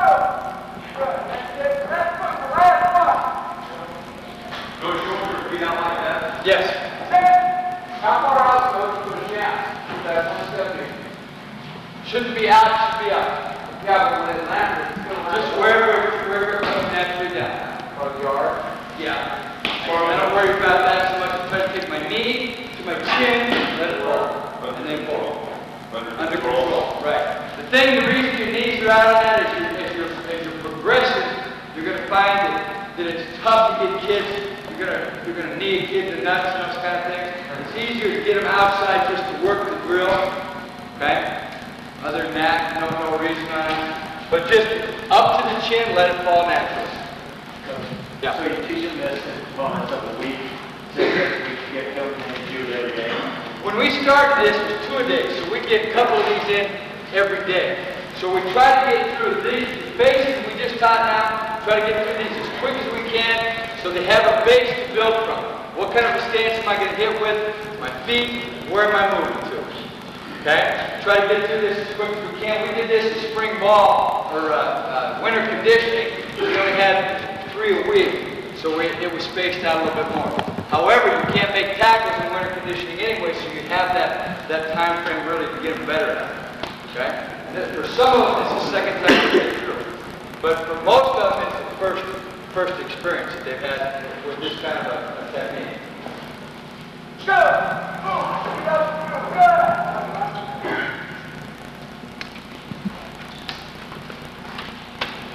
Okay. All right, the next thing now is we want to bring a partner into it. All right, and hit and hold a partner. We're going to go from a knee.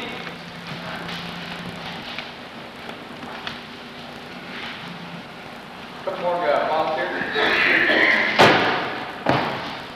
I'll even let you use this for your knee. All right. Anybody else? Getting cold on me.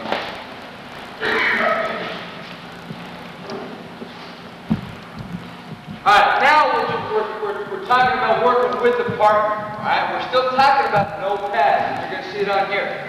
Now we're getting get them used to the uppercut part against something other than air, so we can see how it applies to a man. All right, what I want you to do is, once you take a knee right here, okay, and face this way. Just take it on the pad. Go ahead and get on the pad. There you go. What I want you to do when we do this with a partner. What we try to do every time we're working with partners is try to get them to cup their hands and their chin so they don't get hit by the top of the head. So I've got some protection. And then brace yourself, you know, so you can allow your partner to strike up and through. All right? Bring that back. We'll work around that. So brace yourself. Now what I want you to do is just put your eyes right into his belly, right there. Get forward enough. And brace yourself. All right, now what we want to do is from here, go ahead and work. We worked it on air already, all right?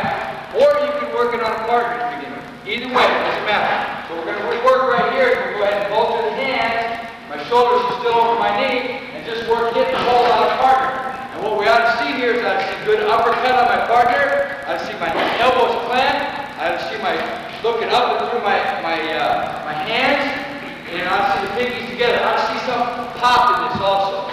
Okay? Head down just a little bit so your shoulders are over my knees. There you go, right there. So the command is just set, go, and just work uppercut and hips. Set, go, boom, right there. That's it. Good. Now, notice how he's kind of grabbing around. Hands are, boom. Want my elbows in. Pop the elbows. Holster my hands, holster, elbows in. Fingers relax, fingers relax, fingers relax. Set, go. Boom, right there. Now, stop. Right there, stop. Okay, now see where he's grabbing here? You want more of this, so I've got it. Grab the clock, squeeze my elbows. Okay? Which one elbows above eyes? Yes, try to get above eyes as much as I can. Now, I do want to caution you a little bit on this drill. And the reason that we do it on air a little bit is we did have a kid that strained his back a little bit coming through too much, really overextending in. So you need to be careful on that a little bit. But it is a good drill. It's a good drill for defensive linemen, shooting the hips. For offensive linemen, so we, again, use it for everybody. Set, go, boom. That's it right there. All right, now, I want to shoot the hips a little bit more.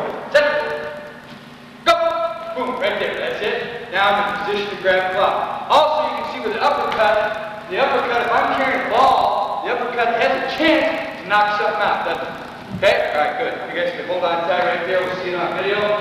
Again, teaching it in mass. The whole team.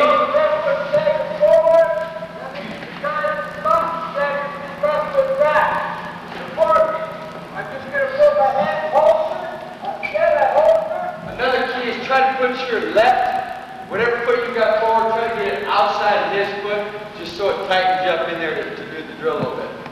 Then you don't have too much extension in there. All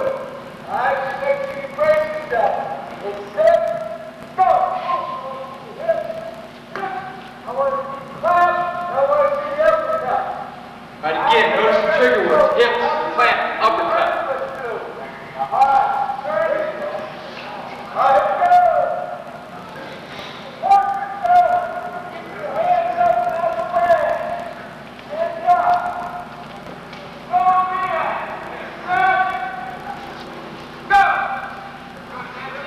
Okay, now more violent, more pop. You get a better job here. Boom, popping it in there. Get in the habit of bam! Get those hands up and in them.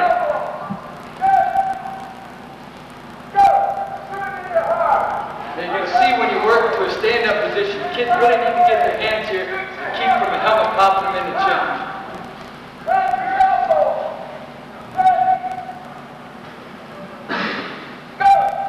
Really, it's 90 degrees, but this guy's just trying to lose weight. That's why he's trying to pull and pull.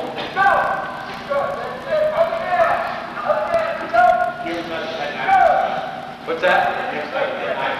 Yes. Try to emphasize all the things we've worked up to this point.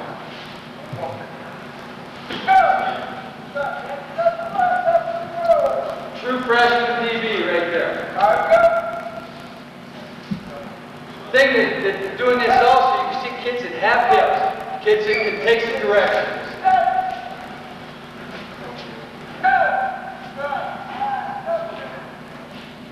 Alright. Okay, we pretty much got most of that down. Now we need to add the feet to it. Okay? So we've got through what I would really call phase 2. We've taken you from a hit up on air progression to what we call jack 'em up partner. What we just went through really was jack 'em up partner. Now I'm working the phases that we worked on air to a man. Okay?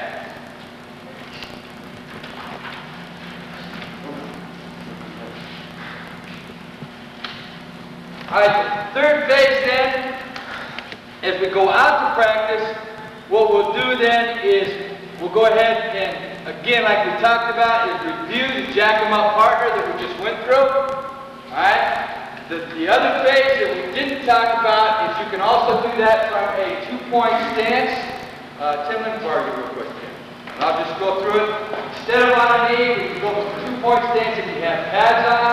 It's the same thing. Get my foot outside of his. Your right foot's up, my left foot's up. My eyes are in the sternum, and it's the same position here. But now I'm going to go ahead and take a step and work up and through if you have pads on. Alright, again, that's why you have the hands on the chin.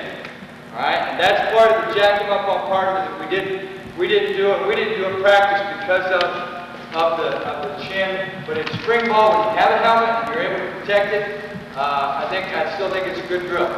Okay? But it's just right here, eyes in the sternum. Alright, stand, hold there, go. Boom! Right there. Just try to shoot up and through and extend and get in position to make a tackle. Go right and left side. Alright? Any questions on the jack 'em up partner? And that's the phase right there that we would review again when we came back out the next day to start phase 3. Okay? Now, the phases I've given you in spring ball, we actually took 15 minutes of phase and taught these last spring. Phase 1 was hit 'em up on air progression. Phase 2 was jack 'em up partner. And in phase 3 then, the third day we taught angle attack. How do I get my body in position now to do the things we just talked about? Okay? Alright. That's what we're going to talk about now. The first thing that we worked on was what I call shuffle downhill. Alright? There's a lot of different types of tackles. One, you're going to make a head-on tackle where you're going to shimmy up. Another one, the guy's going to be moving laterally, so you're going to shuffle. Another one, you're going to be way wide, so I'm going to have to glide to get there. Alright, so we try to incorporate all the different angles of how I'm going to get myself in position to make that tackle. And the first one we talk about is shuffle downhill. Okay?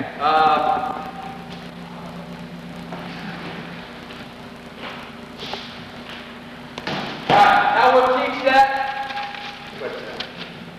Alright, how we'll teach that again? We're going to teach it in mass. Alright, and in the spring, what we did was we just set out we have our same 7 lines we have out, and all they did was they took a dot and just set it out in front of every line. And just offset each line inside, and we just said, okay, everybody's moving to the right dot. Okay? Shuffle downhill, hands are holstered, all right? And when we talk about shuffle, we talk about bounce, all right, to gain ground. I want to bounce to gain ground. Okay, so it's not really shuffle, but it's kind of a bounce to gain ground. Get in position. Okay? I want my outside foot up as I bounce to it. So hands are holstered. All right, here's the drill. Set, go, bounce, sit. Sit right there. Okay? I've taken away the angle. So we're just working on a shuffle, angle, tackle right now.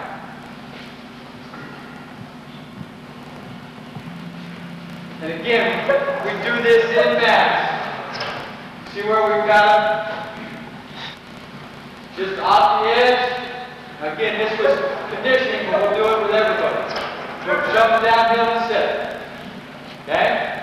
Alright, the next progression off that then is now I'm going to learn how to sprint to my man. He cuts, I shuffle to him downhill now. So now I'm going to add the sprint part. Sprint, shuffle, sit.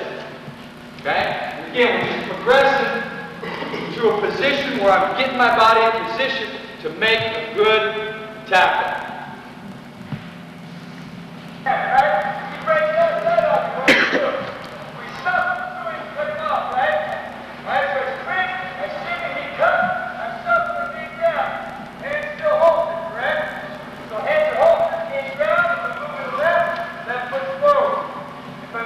Okay, the drill that we're working right now is in spring conditioning, we do stations. Alright? Here's another way you can incorporate some tackling into some conditioning type of stuff. We have different stations. We have ropes in one station, we have hip flexibility, they run stairs, they stride for 100 yards, they'll do a figure 8 on some hoops, and they come to my station, and what I teach them is angle tackle. Okay? During the stretch part, we taught them the hit up on air and the basic part of how to make a good tackle. And in this station, because it's a movement type of deal, we're going to just teach them how to get their body in position to make a good tackle. All right? So this is my station in winter conditioning, and what I try to do is incorporate a tackling phase. How do we get our kids better at tackling? Put them in position to make a good tackle. So it's a sprint and shimmy on the first cone. Just as I start my shimmy, I'm going to shuffle to the outside cone, break up field. This line, come around this side. That line, go around that way. Back to the line, go left, go right.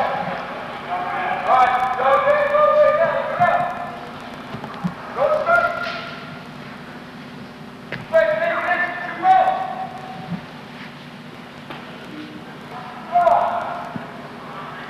Alright, what we're going to do is we're going to sprint, we're going to shuffle, and then some of them you're going to see going to start to work up and through a ball carrier. Alright, I'm not really concerned about that so much in this drill though. And again, we can get a lot of work done just by splitting them up in 2 stations. Just a body movement station. So if I'm coming to a ball carrier and he cuts outside, I'm going to shuffle to cut him up, work up and through it.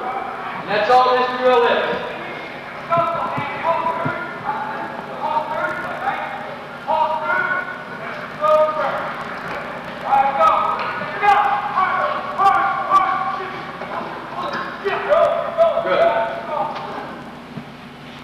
Alright, you kind of get the idea of what we're working right there.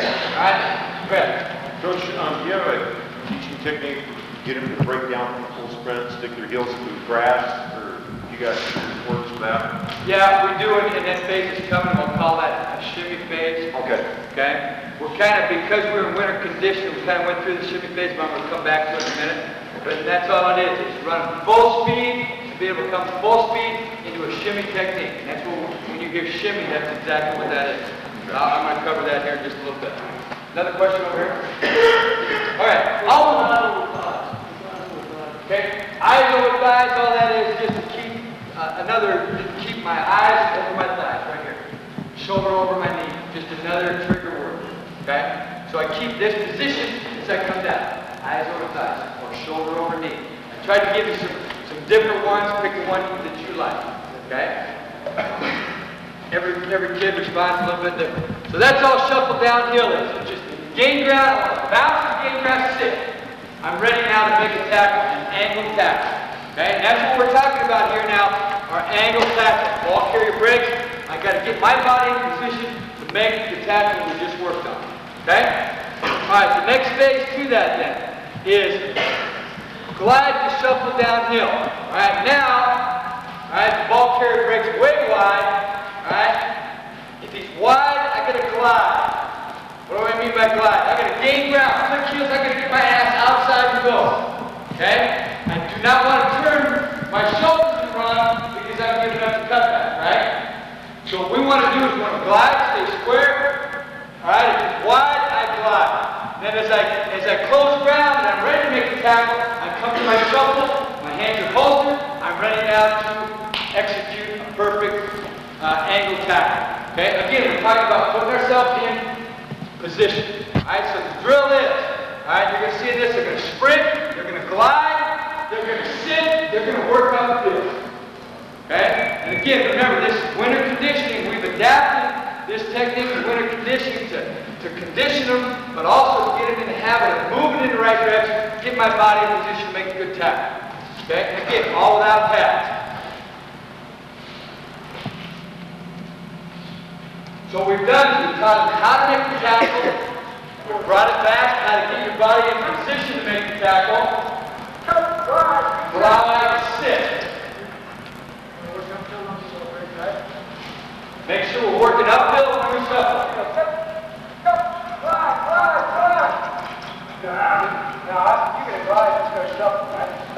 Alright, I'd like to see a little bit more bounce as they shuffle though. Glide, gain ground, bounce, bounce, bounce, move, sit. Ready to make a good tackle. Okay? We're getting into a little bit more, too much shuffle, and that's probably because I worded it shuffle instead of bounce. I really like for them to bounce a little bit more so they're light on their feet and not shuffling. Okay? Get him to bounce a little bit more.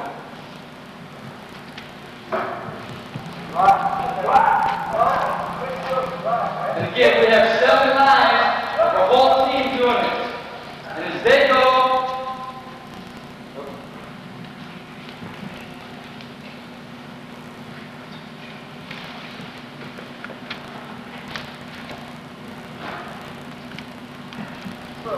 alright, just so you know, there's a tight end, there's a linebacker, there's a DB, and a running back in this drill. Everybody can do it. Okay? Well, again, we're just going to have 7 lines. First guy steps up, boom, he's done, walks around. This guy maybe gets 2, we get 105 guys through 2 minutes. Okay? But she's just working on getting the habit of getting in that position. And it's amazing when you watch your film how many times your kids will be in position, will be in this kind of a tackle position. You know, if the ball breaks outside, they'll have a move to get there. Okay, this kid's a tight end for us right here. And he, as I look at his athletic ability, he's going to be more on our special teams next year. Because I know just looking at his hips and his feet, he can make some tackles for us somewhere in our special teams. Okay, again, notice where the hands are bolstered, the bouncing in, we're sitting there in position to make something happen. Okay? Alright, the next phase is now I'm going to sprint downfield and get into that same position.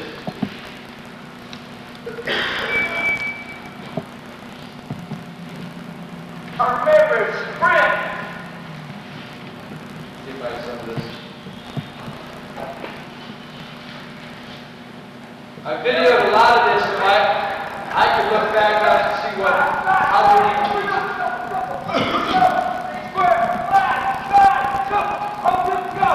To control, bounce, get some ground.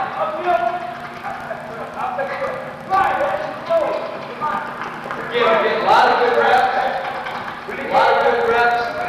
Again, this is winter condition that we've built this into. This is the first time these guys have done this in winter conditions. So to just get in a habit.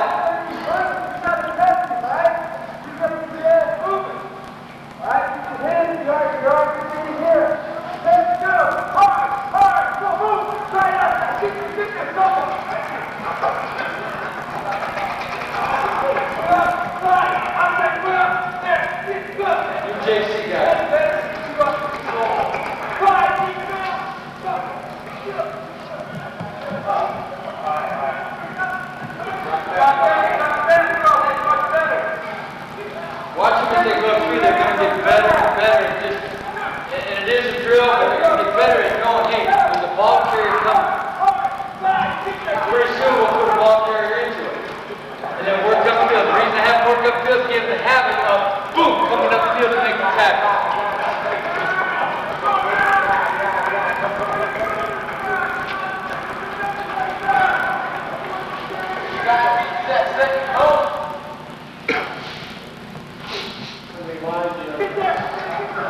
can actually do as many as you want on that. Here's one of our just sophomore DBs right here. Again, it's first time he's done it. Not bad. Gain ground. Get there. Balance up on the ball here. Good. That's not bad body position. Again, it's a freshman kid there, makes a lot of work. Now this winter conditions is when we have to play. But you can do as many as you want on it. Not bad. Go. Go. All right. Get here. Jump. Good. What I'm trying to teach you now is trying to just be in position, seeing their eyes, where their eyes at.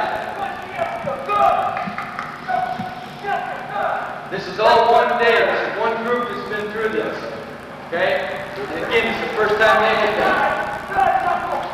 There's the receiver. You can see where they're starting to put the hands in now. That's not bad.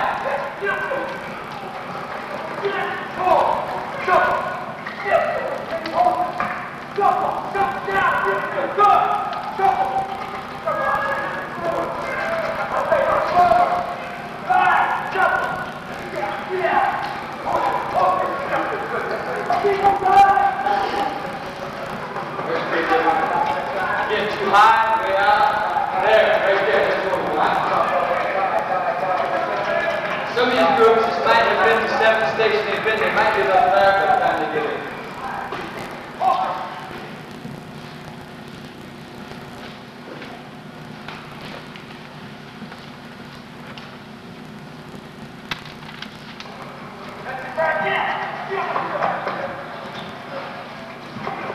The reason the cones I put out there is just to give them a landmark right away, because pretty soon we will add a ball carrier to this drill. Okay. Alright, next phase now, we're bringing it back in. Again, we're still talking about angle tackle. We're going to talk about a 45-degree angle step and hit up on air. Right? So now we've taught the tackle. I brought it back.